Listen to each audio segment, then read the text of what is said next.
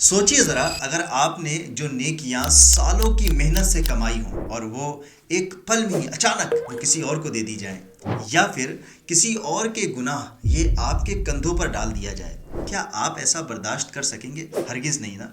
शायद ये बर्दाश्त करना तो दूर की बात है, ये सोचना भी बड़ा मुश्किल होगा कि मेरी नेकियां क्यों किसी को दी जाए और किसी और के गुनाह क्यों मेरे सर पर डाले जाएं। आज एक गुनाह के बारे में हम बात करेंगे कि जिसकी नहूसत इतनी बुरी है कि उसको करने से न सिर्फ नेकियां आपकी किसी के सर पे जाती हैं, बल्कि उसके गुनाह भी आपके सर पर आ जाते हैं। उस गुनाह के बारे में सुनने से पहले मेरी मुराद गीबत का गुनाह है। बात है दिल्ली के ताजदार हज़रत ख्वाजा निज़ामुद्दीन औलिया रहमतुल्लाहि ताला अलैह की। आप अल्लाह के वली हैं। एक शख्स था जो आपका मुखालिफ था और वक्तन फ़वक्तन आपकी गीबतें करता, बुराइयां किया करता था। आप बदले में उसको कुछ ना कुछ गिफ्ट्स, तोहफे दे दिया करते थे। एक दिन उसकी वाइफ जो है उसे कहने लग गई, तू बड़ा अजीब आदमी है कि ख्वाजा निज़ामुद्दीन औलिया रहमतुल्लाहि ताला अलैह तुझे तोहफा देते हैं और तू बदले में उनकी बुराइयां करता है। तो शर्म कर और अपनी इस बुराई से रुक जा। वो शख्स रुक जाता है, उसको शर्म आती है, मगर यहाँ वो बुराई करने से रुकता है, वहाँ तोहफा आना भी बंद हो जाता है। अब वो बड़ा परेशान और हैरान होता है। वो ख्वाजा निज़ामुद्दीन औलिया की बारगाह में हाजिर होता है, अर्ज़ करता है, या सैयदी, जब तक मैं आपकी मुखालिफत करता था, आपकी गीबतें करता था, आप मुझे तोहफे दिया करते थे, और जब से मैंने आपकी गीबत करना छोड़ दी, आपने तोहफा भी बंद कर दिया। ये क्या बात है? ख्वाजा निज़ामुद्दीन औलिया रहमतुल्लाहि ताला अलैह ने फरमाया कि ए शख्स, जब तक तू मेरी गीबत करता था, मेरी बुराई बयान करता था, तो तेरी नेकियां ये मुझे मिलना शुरू हो जाती थी और मेरे गुनाह ये तेरे सर पर चले जाते थे। तो इसके बदले में मैं तुझे तोहफे दिया करता था। अब जबकि तूने ये अमल रोक दिया है, तो मैं गिफ्ट, मैं तोहफा किस बात का तुझे दूँ?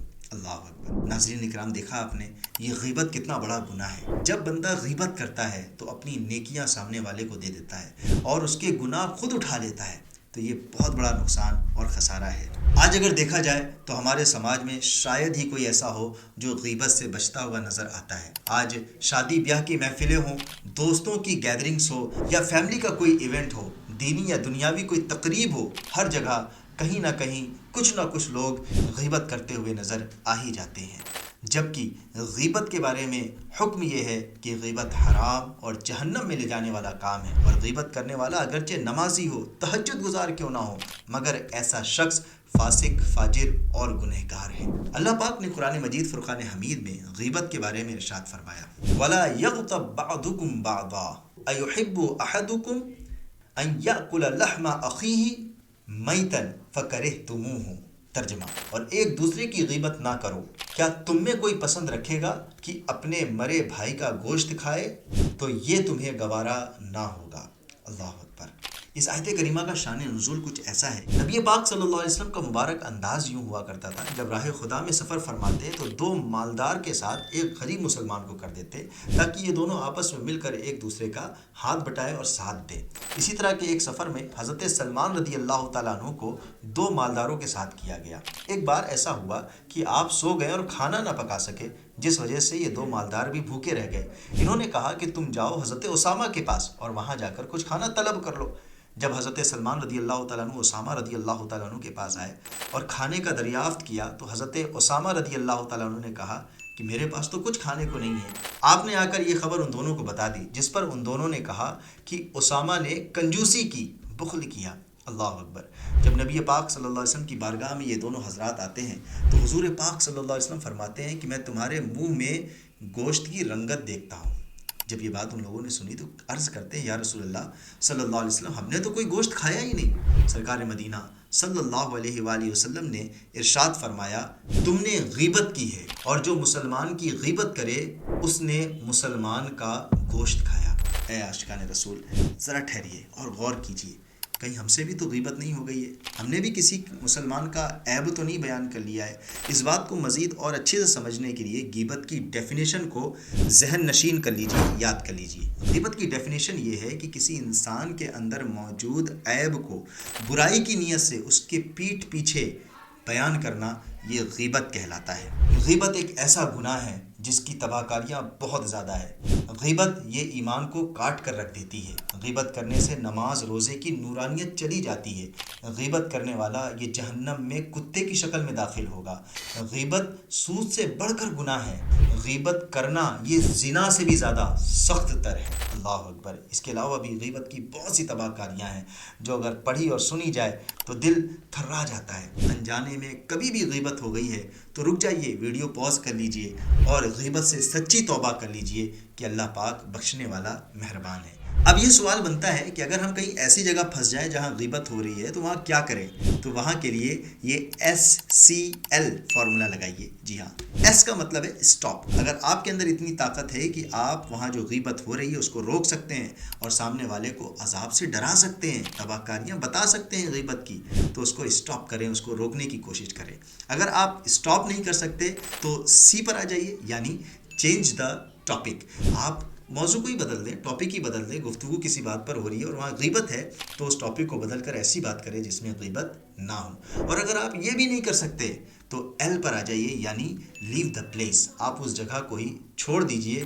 امیر اہل سنت شیخ کامل حضرت مولانا محمد الیاس عطار قادری دامت برکاتہم العالیہ تو یہاں تک فرماتے ہیں اگر کہیں غیبت ہو رہی ہے تو واش روم میں جا کر بیٹھ جائے کہ وہاں بیٹھنا واش روم میں بیٹھنے سے زیادہ خراب ہے۔ اللہ اکبر۔ اب یہ غیبت ایک ایسی بیماری ہمیں لگ چکی ہے کہ بعض اوقات چھوڑنے کا جی چاہتا ہے مگر چھوڑ نہیں پاتے۔ عادت اور لت ایسی لگ گئی ہے، گھر کا گھر تباہ ہو رہا ہے، میاں بیوی میں دوریاں بڑھ رہی ہیں، بھائی بھائی میں دشمنیاں ہو رہی ہے، دوست دوست سے بچھڑ رہا ہے، مگر غیبت ہے کہ چھوٹنے کا نام نہیں لیتی۔ اگر غیبت کی بیماری کا علاج چاہتے ہیں تو ان 5 چیزوں پر عمل کیجیے۔ سب سے پہلی چیز، غیبت سے بچنے کے لیے اچھی صحبت اختیار کیجیے۔ یہ اچھی صحبت یہ آپ کو اچھا بنا دے گی اور بری صحبت یہ آپ کو برا بنا دے گی۔ اگر آپ کے پاس اچھی صحبت نہیں ہے تو اچھی کتاب پڑھیے، کہ اچھی کتاب یہ بیسٹ فرینڈ ہے جو آپ کو نیکیوں کی طرف ہی بلائے گی۔ دوسرا علاج، فالتو بیٹھک سے بچیے۔